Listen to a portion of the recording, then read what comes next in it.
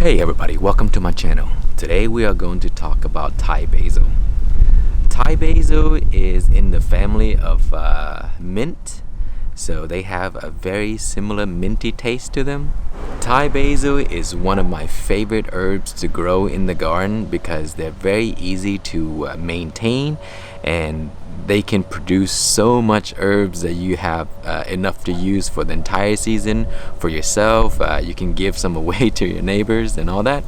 And when you see Thai basil in the name itself, it's very popular within the Thai cuisines. It is also very popular in other countries in Southeast Asia like Vietnam, Cambodia, and Laos. All of those countries use these very often in many of the cooking and dishes because it has a very nice flavor to them. The leaves are a little hardier than the sweet basil, so they're very nice for cooking.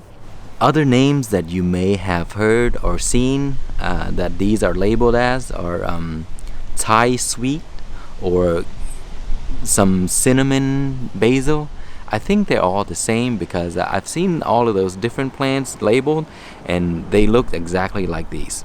So the characteristics of these plants or herb are purple stems, and the leaves has like these little ridges here. They're kind of longer and thinner than the sweet basil, and unlike the sweet basil, when you brush onto the leaves, they don't have that minty or that sweet basil smell, which I really enjoy, by the way. But in order to have a nice decent smell to these, you actually have to pick them and kind of sniff them. They don't have that strong scent when you walk by them, and because of that, they're great in a lot of the dishes because they're a little bit more subtle. Normally the plants would grow from 12 to 18 inches tall, but there is a trick that you can use to grow them much larger. And as you can see, these here they look like little shrubs or little trees actually, because look how big they are. And that is because I applied a very simple method when I grow these. Is when you see flowering buds like this, you just pull them off. I have a video on these basil and how to propagate them and how to maintain them and how to basically just make them grow much larger than they usually do. So the plants here, we're towards the end of the season now, so it's not looking lush and green as they should. And the leaves, towards the end of the season, once they start to produce these buds here, and if you don't pick them off, the leaves actually becomes a little tougher. So in order to keep them nice and large and also softer, just pinch off the buds here and they will grow very big. This whole entire bush of Thai basil here was originally grown from a very small branch that I saved. And that's usually how I grow these plants every season. I don't grow them from seeds because they do take a bit longer. So if you propagate them, they're easier to start, and they'll grow much faster, and you will achieve the same results. So I highly recommend using a cutting instead of starting from seeds. But either way, they will grow just fine. That's just my preferred method.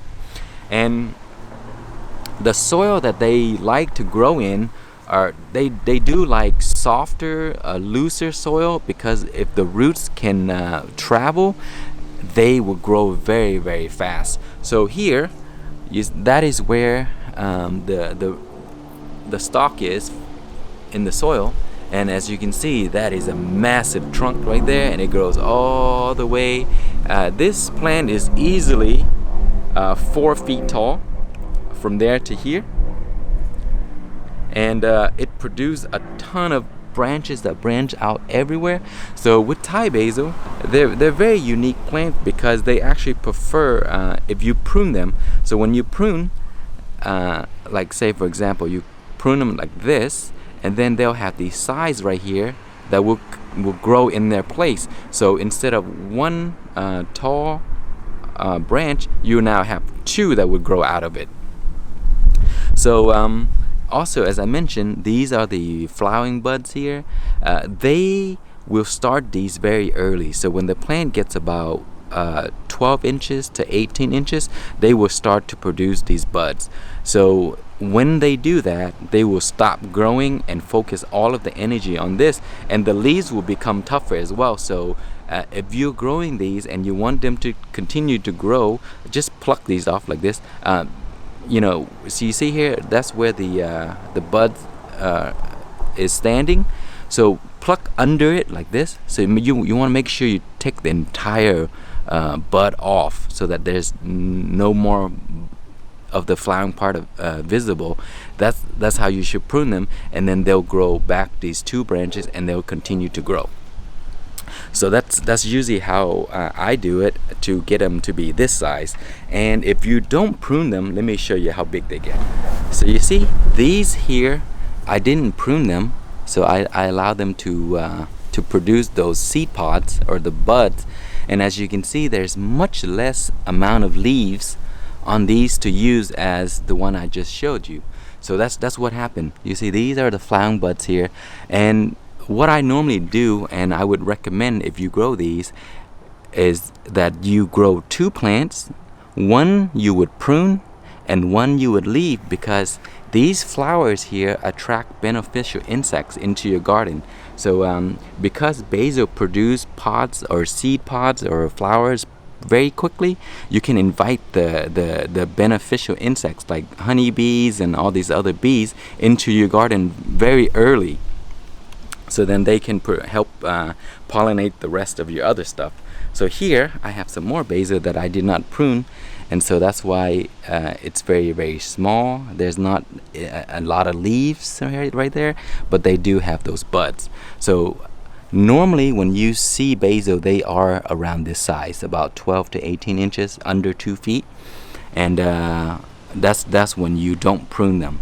And then another thing that you do when you use your basil is, like, say you need to take a leaf or a branch to use, cut the whole entire branch off. Don't just pick the leaves, because if you pick the leaves, they will grow those sides, but just cut the entire branch off, pull off all the leaves, and then put that branch in water, or you can just stuck it in the soil if the soil is always moist, and then that branch will grow into a new basil herb plant. Then you have basil all over the place.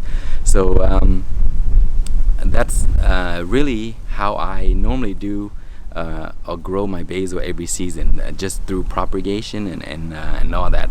So also the seeds is also edible. So in many of the Asian country, they actually use the seeds in desserts and all that, different uses. So they're very nice. They use them in refreshing drinks. So if you look them up, search basil seeds dessert or drinks, you probably find some information on those. And here I have some more basil, because I just love growing them everywhere. They're very easy, and all of these have been propagated. And another way to use the basil is to dry the leaves. So you take the leaves here, just allow it to dry, and then you can make powder out of them. So like this. So that's I think that's a katydid. So since we're on this topic, we'll discuss some pest problems. So basil rarely has any issues with pests, and one of the few type of pests that I do often see on these basils are the loopers, like these worms, and they'll eat holes in the leaves and stuff like that. But normally they won't eat enough to damage the plant. So because I usually grow extra basil, I have so many, I would just allow them to eat a few leaves. It's just fine. There's just so much that the pest will really not going to do any damage to your plants. So if you do see loopers, they'll eat holes like this. You see, like those there, like that. And sometimes they'll just eat the entire leaf. But they'll just eat 1 or 2 leaf, and then they'll probably mature and fly away. So you can choose to leave them if you want to, or you can just get rid of them. I usually just leave them and allow them to eat some of the leaves because I just have so many. So loopers and grasshoppers, like those katydids there, are usually some of the few pests that I see.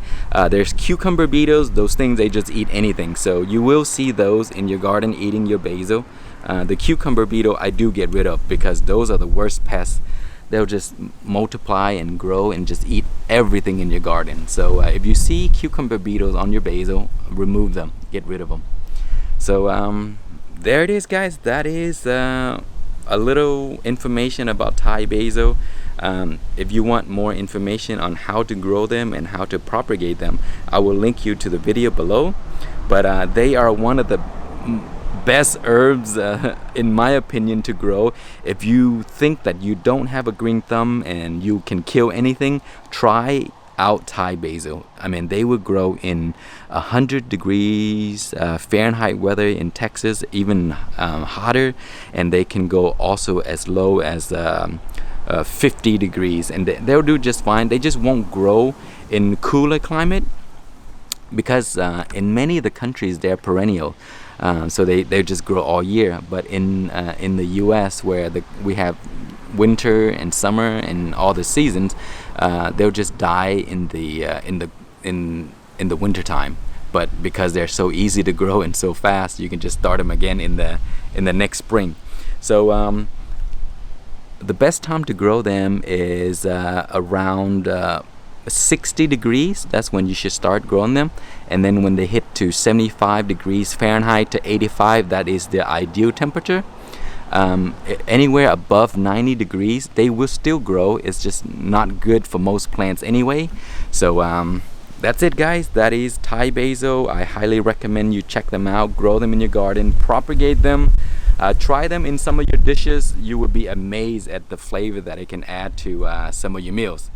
So thank you for watching. Please like, comment, and subscribe.